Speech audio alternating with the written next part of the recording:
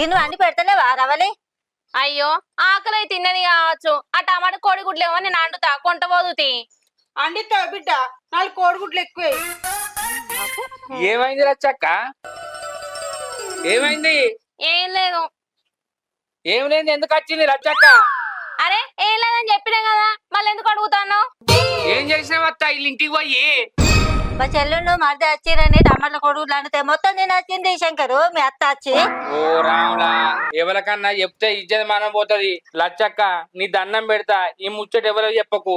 నీ బిడ్డ అండే పెడతాంది, కడుపు నిండా తిడతానవు, మళ్ళా ఇంట్లో సరిపోక బయటికి కూడా పోతానవా? ఇక అంటే అన్నం అంటావు రావాలి.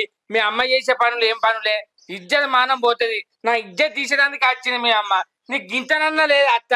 మా అమ్మని ఏమనద్దు, మా అమ్మని ఏమనద్దు, వాళ్ళ ఇంటికి చుట్టాలు అత్తాడు, చెప్పకుండా చేయకుండా తినచ్చింది. ఇప్పుడు ఆమె మాట పోదా? ఇప్పుడు నేను అండి పెడతా తీయరాను. ఏమంటి పెడతావు?